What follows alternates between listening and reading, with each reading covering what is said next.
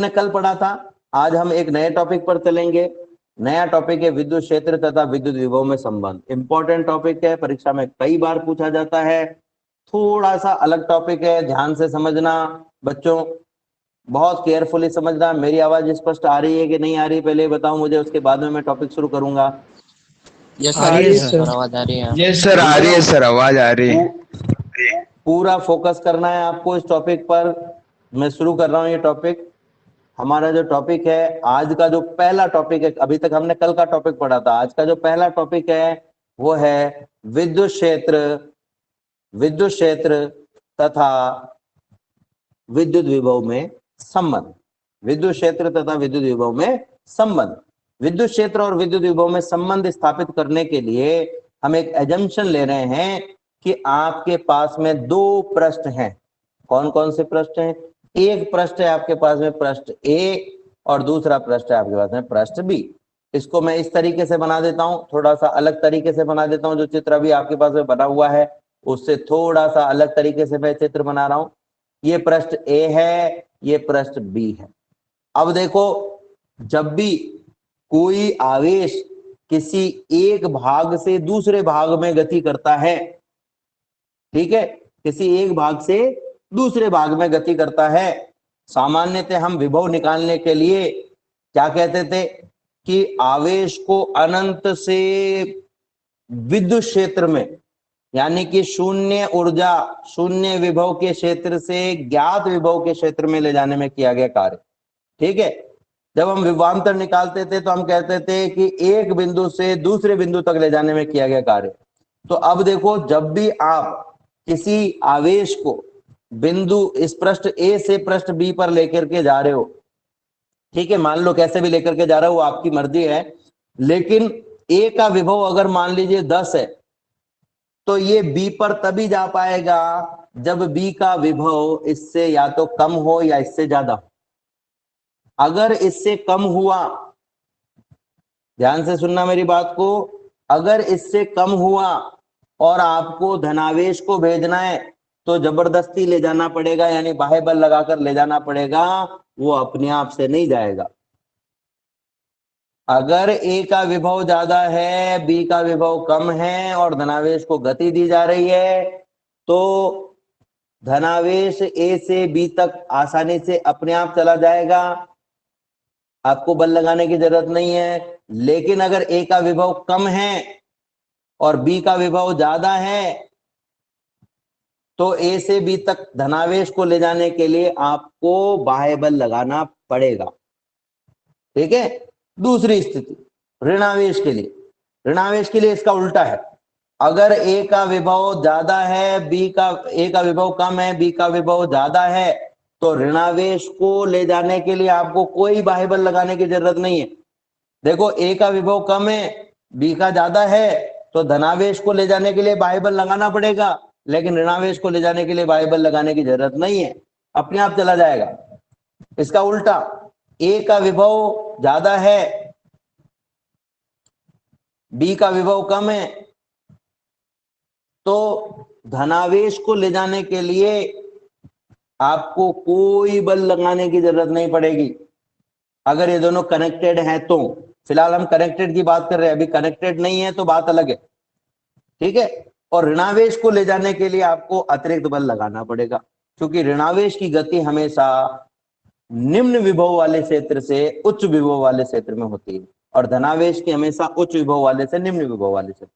अगर आपको इसके विपरीत गति करानी है तो आपको अतिरिक्त बल लगाना पड़ेगा।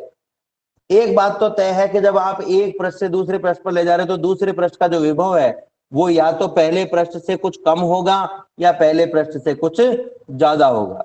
हम ये मान रहे हैं कि जो ए पृष्ठ का विभव है वो है V, और बी पृष्ठ का जो विभव है, ए पृष्ठ का विभव वी ए बराबर है V, और बी पृष्ठ का जो विभव है वी बी, ये अब जैसे मान लो ए पृष्ठ का विभव है 10 और बी पृष्ठ का विभव है 12, तो इस 12 को आप लिख सकते हो 10 + 2, 12 को अपन 10 + 2 लिख सकते हैं ना।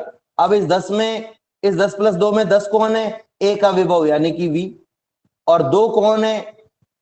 ए और बी के विभव का अंतर, जिसको आप कह सकते हो डेल्टा V, डेल V। ठीक है, तो हम ये कहेंगे कि ए का विभव तो हो गया हमारे पास में v और b का विभव हो गया v plus del V. v plus del V का मतलब क्या हुआ? v प्लस डेल वी का मतलब ये हुआ कि b का विभव a के विभव से डेल वी ज्यादा है। b का विभव a के विभव से डेल वी ज्यादा है। ठीक है, अब कोई आवेश को विद्युत क्षेत्र के विरुद्ध हमें अगर लेकर के जाना है, देखो बात को बहुत बारीकी से समझना है आपको, बहुत बारीकी से। ए का विभव v है, मैं फिर से लिख रहा हूं, b का विभव v प्लस डेल वी है। इसका मतलब क्या हुआ? इसका मतलब ये हुआ कि ए पर जो विभव है वो कम है और b पर जो विभव है वो ज्यादा है। धनावेश को, ध्यान से सुनना, धनावेश को अगर b से a तक लाना है, b से a तक लाना है और b और a आपस में जुड़े हुए हैं एक तार के द्वारा, तो आसानी से ये b से a तक आ जाएगा। लेकिन a से b तक ले जाने के लिए आपको बल लगाना पड़ेगा। लेकिन ऐसा कब होगा? जब ये तार से जुड़े हुए होंगे। अब ये तार से नहीं जुड़े हुए, तो सबसे पहले तो अपन बात करें विद्युत क्षेत्र की। विद्युत क्षेत्र जो होता है वो किसी भी समविभव पृष्ठ के हमेशा लंबवत होता है। तो इसकी दिशा जो है वो कुछ इस प्रकार से होगी, ये बाहर की ओर। बाहर की ओर क्यों? जब भी विभव का मान धनात्मक होता है तो जो विद्युत क्षेत्र होता है वो पृष्ठ के लंबवत बाहर की ओर होता है, और ऋणात्मक हो तो पृष्ठ के लंबवत अंदर की ओर होता है। तो जो विद्युत क्षेत्र की दिशा है वो बाहर की ओर है।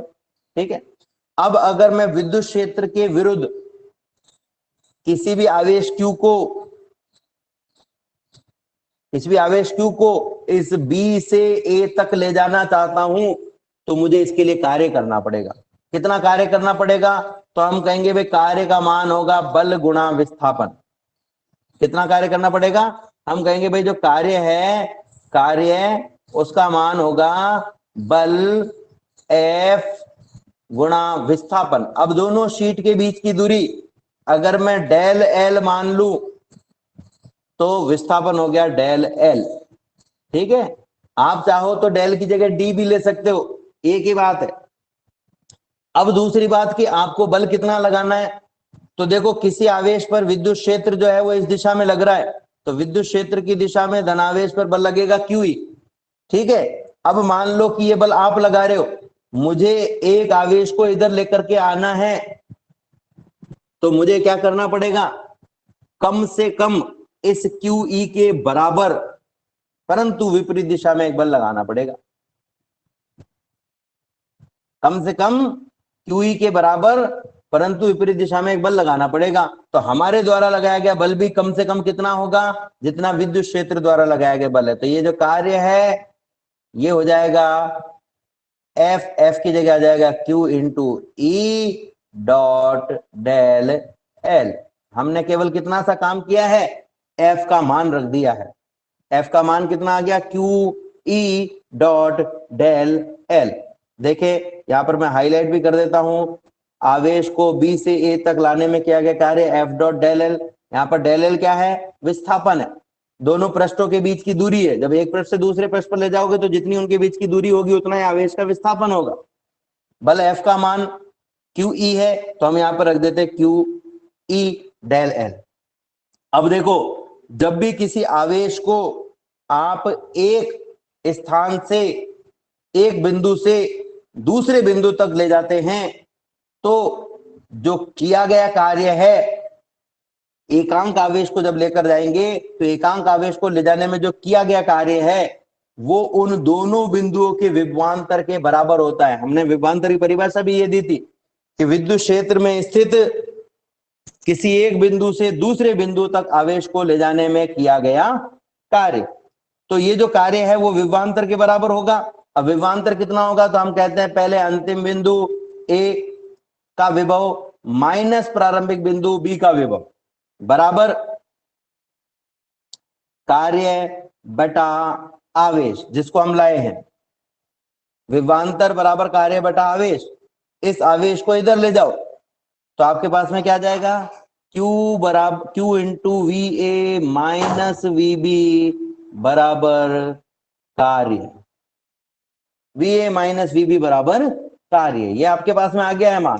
ठीक है, तो अब देखो यहां से हम समझ सकते हैं इसको मैं PDF में जो आपको दिखाई दे रही है वहां पर भी बता देता हूं किस प्रकार से लिखा हुआ है। हमने कहा है कि किसी एकांक आवेश को एक बिंदु से दूसरे बिंदु तक ले जाने में किया गया कार्य विभवांतर के तुल्य होता है, तो VA माइनस VB बराबर हो गया कार्य, यानी कि कार्य बराबर आ गया Q into VA minus VB। कोई भी छात्र ऐसा जिसको यहां तक समझ में नहीं आया हो तो बता दे। यहां तक समझ में आ गया बच्चों? अगर यहां तक आ गया है तो हम आगे बढ़ेंगे। आ गया है, चलो ठीक है, अच्छी बात है, आगे बढ़ते हैं हम। तो देखो अब आगे हम क्या कहेंगे कि ये जो दो समीकरण हमने निकाली है, ये दो समीकरण जो हमने निकाली है, इन दोनों समीकरणों से पहली समीकरण में भी हमारे पास में कार्य आया था और दूसरी समीकरण में भी हमारे पास में कार्य आया है, तो पहली और दूसरी समीकरण दोनों बराबर होनी चाहिए। तो पहली समीकरण हमारे पास में क्या है? पहली समीकरण हमारे पास में है कार्य बराबर Q E dot del L, ठीक है, और दूसरी समीकरण है हमारे पास में Q VA माइनस VB। आप देख सकते हैं ये पहली समीकरण QE डॉट डेल L, यहां पर कार्य का मान हमने समीकरण नंबर 2 से रख दिया, समीकरण 1 में कार्य का मान समीकरण 2 से रख दिया, तो ये समीकरण हमारे पास में आ गई जो मैंने अभी अभी लिखी है। आप देख सकते हैं इसमें Q से Q कट रहा है, क्या बच गया आपके पास में? आपके पास में बच गया VA माइनस VB बराबर E dot del L, E dot del L। अब अगर आप VA माइनस VB में VA और VB का मान रखना चाहें तो हमारे पास में क्या आएगा? तो देखते हैं, मैं यहीं पे रख देता हूं VA और VB के मान। VA का मान है V और VB का मान है V प्लस डेल V, ये मान हमने रख दिया यहां पर। VA का मान V रख दिया, VB का मान V प्लस डेल V रख दिया, और राइट में E dot del L already आपके पास में है, एज इट इज है। ठीक है, सदिश लगाना नहीं भूलें इस पर। आगे चलते हैं हम, आगे देखें तो आप देख सकते हो जो भी मैंने पीछे लिखा था वो समीकरण यहाँ ऊपर ही ऊपर लिखी हुई है। ब्रैकेट को खोल देते हैं, ब्रैकेट को खोलेंगे तो V तो ऑलरेडी है, ये माइनस दोनों से गुणा होगा तो हो जाएगा माइनस का V माइनस का डेल L बराबर E डॉट डेल L। ठीक है, आप देख सकते हैं ये समीकरण भी हमने ज्ञात कर ली है इस प्रकार से। अब आप देखें V से V कट गया, क्या रह गया आपके पास में? ओ, थोड़ी सी मिस्टेक यहाँ कर दी, यहाँ डेल V आना चाहिए था, डेल V हमारे पास में रह गया माइनस का डेल V बराबर E dot del L, E dot del L। ठीक है, ये समीकरण आप देख सकते हैं यहाँ पर इस प्रकार से हमने ज्ञात कर ली। ये माइनस से दोनों तरफ अगर हम गुणा कर दें तो आपके पास में राइट में आ जाएगा प्लस का डेल V बराबर माइनस का, प्लस का डेल V बराबर माइनस का E डॉट डेल L। ठीक है, अब देखो E भी एक सदिश राशि है और डेल L भी एक सदिश राशि है, E भी एक सदिश राशि है और डेल L भी एक सदिश राशि है। ठीक है, तो अब अगर मैं हाँ सर ये बोलो। माइनस कैसे कटा? आप बता रहे थे तो आवाज कट गई, वापस बता दोगे सर? कौन सा वाला माइनस? माइनस बेटा ये जो ब्रैकेट है आप डेल वी। देखें, मैंने VA और VB का जो ब्रैकेट है उसमें मान रख दिए VA और VB के। आपके पास में आ गया V का मान, VA का मान जो है आपके पास में है V और VB का मान है V प्लस डेल V। जब आप इस ब्रैकेट को खोलेंगे तो ये माइनस दोनों से गुणा होगा, माइनस दोनों से गुणा होगा तो V तो ऑलरेडी आपके पास में है, फिर आ जाएगा आपके पास में माइनस का V माइनस का डेल V, ये हमने पहली समीकरण के ब्रैकेट को खोल दिया बराबर E डॉट डेल L। ठीक है, ये V से V कट गया, माइनस का V प्लस का V कट गया तो क्या रह गया? माइनस का डेल V बराबर E डॉट डेल L। हमने इस पूरी समीकरण को माइनस से गुणा कर दिया। जब पूरी समीकरण को माइनस से गुणा करोगे तो लेफ्ट वाले को भी गुणा करना, राइट वाले को भी। तो लेफ्ट में डेल V, इसको माइनस से गुणा करो तो माइनस इंटू माइनस हो जाएगा प्लस, और राइट में हो जाएगा माइनस का E dot del L। Actual में हम माइनस से गुणा नहीं करते, -1 से गुणा करते, तो -1 से गुणा किया हमने। अब समझ में आ गया Kushal? Yes sir, yes sir. ठीक है, तो हमारे पास में आ गया है डेल वी बराबर ई डॉट डेल एल। ये जो डेल एल है इसको जब हम इधर लेकर के आएंगे तो आपके पास में आ जाएगा del V upon del L. अब देखो ये जो डेल एल है ना, ये है एक सदिश राशि, तो ये जब इस तरफ आएगा तो आपको इसकी दिशा भी लिखनी पड़ेगी। एकांक सदिश आर इज इक्वल टू, दूसरी तरफ रह गया माइनस का ई ओनली, माइनस का ई ओनली। ठीक है, एक तरीका तो है हमारे पास में ये। अब यहां से अगर आप इसको ध्यान से देखो तो इसको मैं दो तरीके से लिख सकता हूं, del V upon del L का सदिश जब भी किसी दूरी के सापेक्ष, ध्यान से समझना, दूरी के सापेक्ष कोई भी राशि का अवकलन किया जाता है, दूरी के सापेक्ष किसी भी राशि का अवकलन किया जाता है तो वो उस राशि की प्रवणता कहलाती है। क्या कहलाती है? उस राशि की प्रवणता कहलाएगी। तो ये कहलाएगी विभव की प्रवणता, दूरी के सापेक्ष। ठीक है, विभव की प्रवणता। लेकिन एक और खास बात है कि जब भी किसी अदिश राशि का किसी सदिश राशि के सापेक्ष समाकलन, सदिश राशि दूरी के सापेक्ष अवकलन किया जाता है तो इसको अपन कहते हैं ग्रेडियंट। ग्रेडियंट प्रवणता का अंग्रेजी नाम है, प्रवणता का अंग्रेजी नाम है। तो ये एक प्रकार से क्या हो जाएगा, इसको del V upon del L को अपन क्या लिख पाएंगे, या तो हम कहेंगे v की प्रवणता और या फिर क्या कहेंगे, gradient of v, gradient of v। या तो इसे कहेंगे v की प्रवणता या कहेंगे इसे हम ग्रेडियंट ऑफ v। तो लेफ्ट वाला तो हो गया आपके पास में ग्रेडियंट ऑफ v और राइट में हो गया माइनस का e। ठीक है, एक और खास बात बता रहा हूं मैं आपको कि इस v को अगर मैं बाहर ले लूं, v को मैं बाहर ले लेता हूं तो आपके पास में समीकरण क्या होगा, del upon del L R cap, ठीक है, इंटू v, और दूसरी तरफ है आपके पास में e। ठीक है, माइनस का। अब देखो e भी एक सदिश राशि है और ये जो हमने ब्रैकेट में लिखा है ये भी एक सदिश राशि। E का जो मान है, हम ये मान लेते हैं कि विद्युत क्षेत्र तीनों दिशाओं में है। तो तीनों दिशाओं में जब विद्युत क्षेत्र होगा तो परिणामी विद्युत क्षेत्र कैसे निकालोगे, जब भी आपके पास में किसी भौतिक राशि के एक से ज्यादा मान दिए गए हो तो परिणामी मान निकालना हो तो सबको जोड़ दो, सदिश रूप में जोड़ दो। तो E का सदिश मान क्या होगा, हम कहेंगे भाई x दिशा में इसका मान कितना है, y दिशा में कितना मान है और z दिशा में कितना मान है। अब देखो Ex, Ey और Ez, ठीक है। अब मान लो Ex का मान 4 है, Ey का मान लो 5 है और Ez का मान लो 7 है।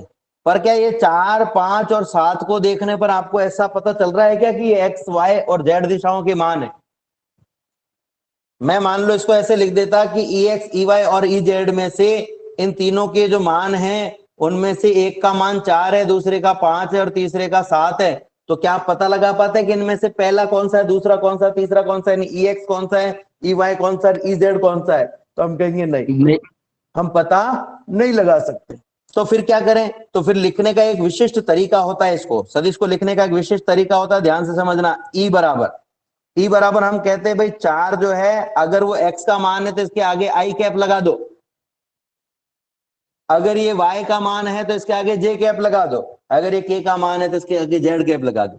5 के आगे मैंने लगा दिया मान लीजिए j कैप और 7 के आगे लगा दिया k कैप। अब आप बता सकते हो बड़े आसानी से कि इसमें से कौन सा तो x अक्ष का मान है, कौन सा y का है, कौन सा z का। x घटक कौन सा है, y घटक कौन सा, z घटक कौन सा है। x घटक के साथ में i कैप आएगा, y घटक के साथ में j कैप आएगा और z घटक के साथ में k कैप आएगा। तो ऐसे ही जब हम E का मान लिखेंगे, अब ये देखो 4, 5, 7 ये तो मैंने मन से ली हुई संख्या है, पर क्या हमेशा E के मान x दिशा में 4 ही रहेगा? कभी 3 भी हो सकता, कभी 5 भी हो सकता, कभी 0 भी हो सकता है। पिछला हमने एक न्यूमेरिकल किया था, आपको याद हो तो, उसमें हमने E के 3 मान लिए थे। मैं याद दिला रहा हूं आपको, अभी आपको याद आ जाएगा। Ex बराबर माइनस का अल्फा x की घात, सॉरी अल्फा x की घात 1/2, Ey बराबर 0 और Ez बराबर 0। ये हमने एक न्यूमेरिकल किया था। तो हमने देखा इसमें कि कि तीनों दिशाओं में हमारे पास में मान जो आ रहे हैं वो एक समान नहीं। तो ऐसे ही जो ई का मान है उसको आप क्या लिख सकते हो कि भाई ई का जो मान है उसके 3 घटक होंगे। विद्युत क्षेत्र सदिश राशि है तो इसके सभी दिशाओं में घटक हो सकते हैं। एक्स दिशा का घटक होगा ई एक्स आई कैप, वाई दिशा का घटक होगा ई वाई जे कैप, और जेड दिशा का घटक होगा ई जेड के कैप। ठीक है, इसी प्रकार से एल जो है वो एक प्रकार की दूरी है जिसको आप आर भी कह सकते हो, कभी कभी हम इसको आर भी कह देते हैं। तो दूरी क्या होगी, ये भी इसके भी 3 घटक होंगे चूंकि ये भी एक सदिश राशि है। सदिश राशि है और सदिश राशि के भी 3 घटक होंगे, एक्स दिशा में एक्स घटक, वाई दिशा में वाई घटक और जेड दिशा में जेड घटक। कोई भी सदिश राशि जो होती है उसके 3 घटक होते हैं, एक एक्स दिशा में, एक एक्स दिशा में, एक वाई दिशा में, एक जेड दिशा में। अब ये हो सकता है कि किसी विशिष्ट परिस्थिति में इनमें से किसी एक का या दो का मान 0 हो जाए, जैसे हमने उस न्यूमेरिकल में देखा था वाई और जेड का मान 0 था, ये संभव है। लेकिन ये 3 घटक होंगे, भले किसी का मान 0 होगा तो भी वो 0 वाला घटक तो है ही। तो बच्चों ये समझ में आया कि नहीं आया मुझे बताओ, फिर मैं इससे आगे बढ़ूंगा। सर आ गया आ सर। गया? चलो ठीक है, बहुत अच्छे, आपको आ गया है। तो अब देखो, अब मैं क्या कर रहा हूं कि जो मेरे पास में ब्रैकेट में था उसको लिख रहा हूं। तो ब्रैकेट में जो मेरे पास में था वो क्या था, del upon del L R cap, del बराबर del L upon R cap, ठीक है, बराबर इंटू वी बराबर माइनस का ई।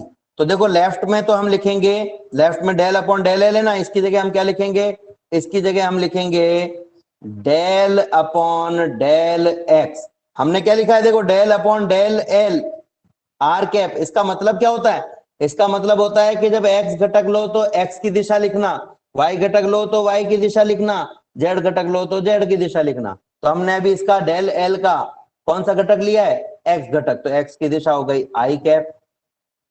फिर हम लेंगे इसका वाई घटक, डेल अपॉन डेल वाई, तो ये हो गया जे कैप।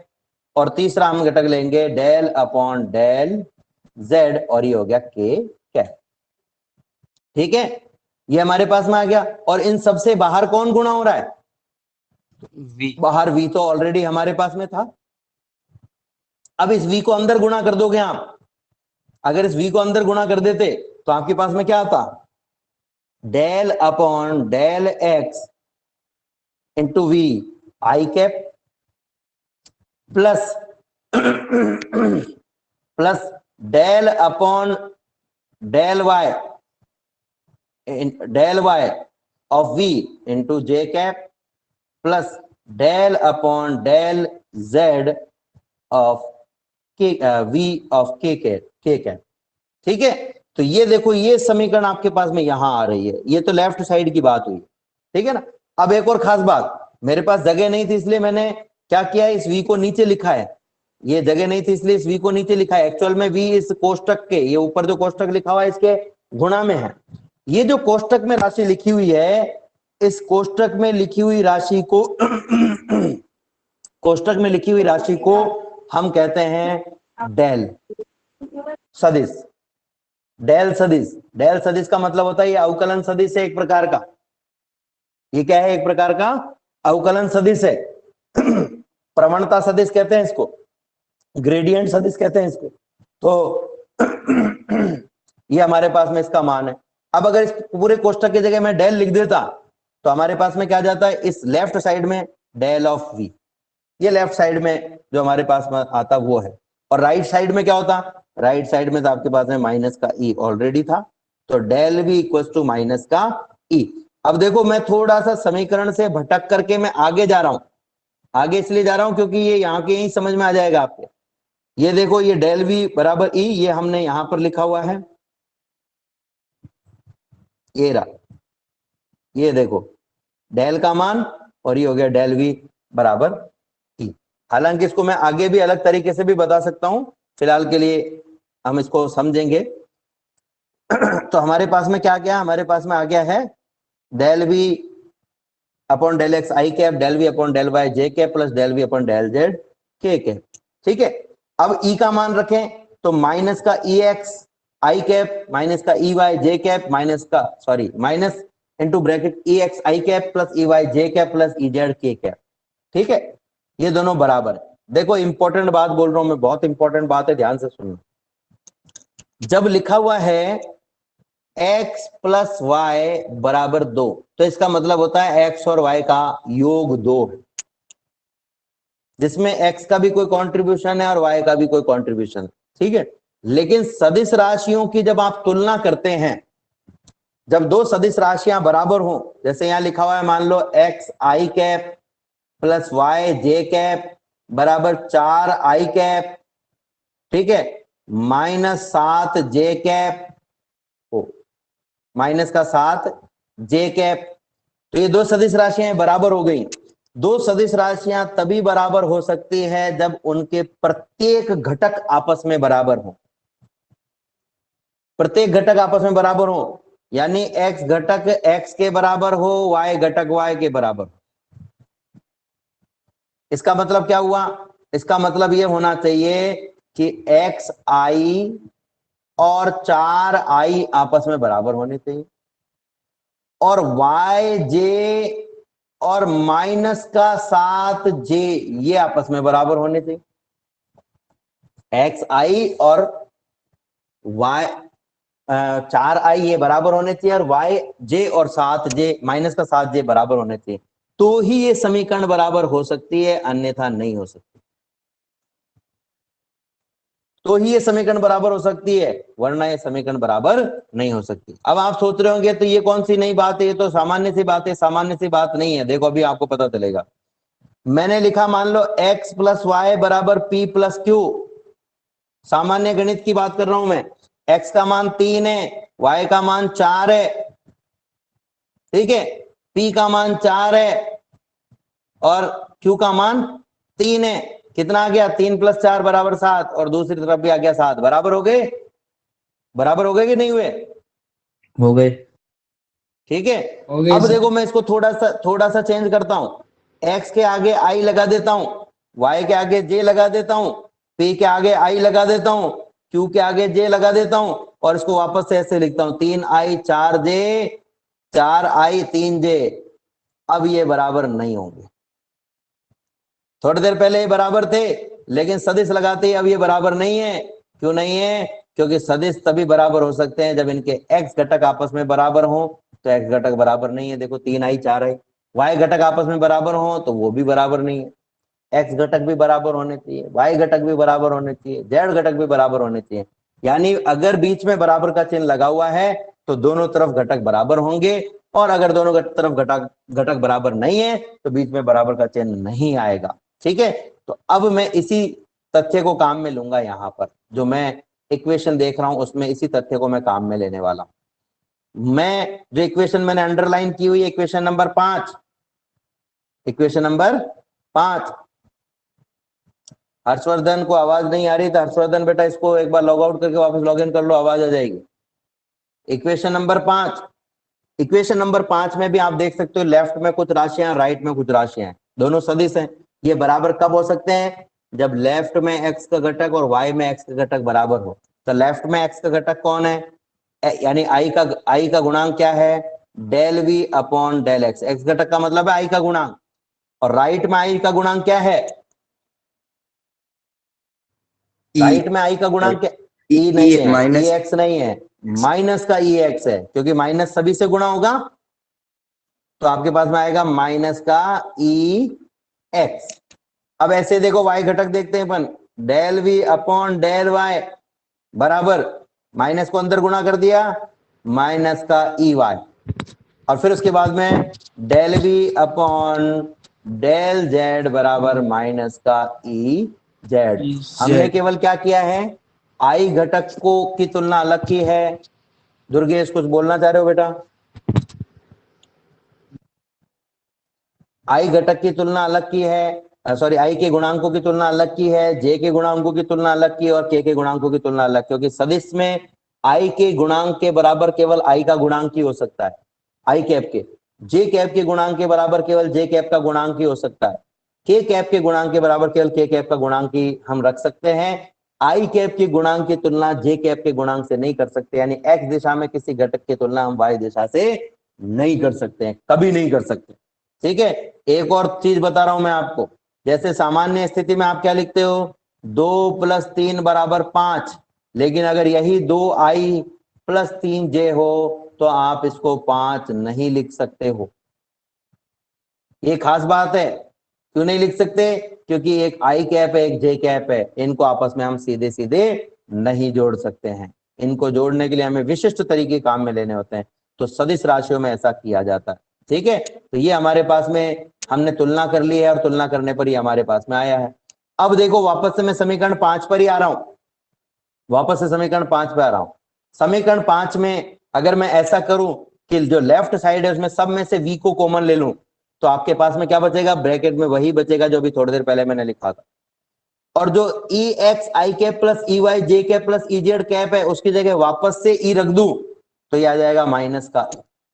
ये जो ब्रैकेट में लिखी हुई राशि है, ये जो ब्रैकेट में लिखी हुई राशि है इसको अपन कहते हैं डेल सदिश, डेल्टा सदिश।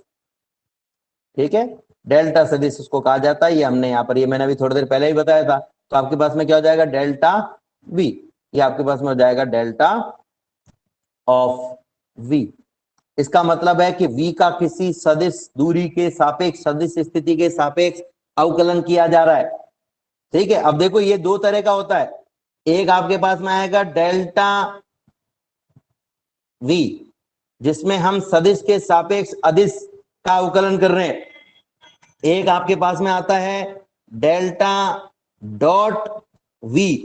इसका मतलब दोनों ही सदिश हैं पर इनका जो परिणाम है वो अदिश है। इसमें एक सदिश और एक अदिश है, परिणाम सदिश है, इसमें दोनों ही सदिश है, परिणाम अदिश है। और एक और आएगा आपके पास में, एक और आएगा आपके पास में, यह आएगा डेल क्रॉस वी, इसमें भी दोनों सदिश हैं पर परिणाम अदिश नहीं है, सदिश। ठीक है, इस डेल का मतलब सब में यही है, डेल का मतलब तो सब में यही है, लेकिन एक में हमने क्रॉस किया है, इसको कहते हैं कर्ल। ये आपके आगे आएगा, फर्स्ट ईयर सेकेंड ईयर में, आपके नहीं आएगा, मैथ्स वालों के आएगा। और अब अगर हम इसको लेते हैं डेल डॉट वी तो इसको कहते हैं डाइवर्जेंस, और उससे पहले वाले को हम कहते हैं ग्रेडियंट। तो ये जो है डेल डॉट वी, ये क्या कहलाएगा, डेल वी क्या कहलाएगा, ग्रेडियंट। ग्रेडियंट का मतलब मैंने अभी आपको बताया था, इसका मतलब क्या है, प्रवणता, सॉरी बार बार ये प्रवणता, इसका मतलब क्या है, प्रवणता। प्रवणता का मतलब क्या हुआ, विभव का स्थिति के सापेक्ष अवकलन या स्थिति के सापेक्ष विभव में परिवर्तन। स्थिति के सापेक्ष विभव में परिवर्तन विभव की प्रवणता कहलाएगी। समय के सापेक्ष परिवर्तन लोगे तो ये परिवर्तन की दर कहलाएगी। जब भी दर शब्द आता है तो समय के सापेक्ष परिवर्तन, प्रवणता आता है तो स्थिति के सापेक्ष परिवर्तन आपको लेना है, तो इसको अपन कहते हैं ग्रेडियंट। देखो आगे लिखा हुआ भी, विस्थापन दूरी के सापेक्ष विभव में परिवर्तन की दर, स्थिति के सापेक्ष या विस्थापन के सापेक्ष परिवर्तन की दर को हम क्या कह सकते हैं, इसे विभव प्रवणता हम कहते हैं। और इसका जो मान है वो विद्युत क्षेत्र की तीव्रता के ऋणात्मक मान के बराबर आता है, ये भी अभी हमने देख लिया।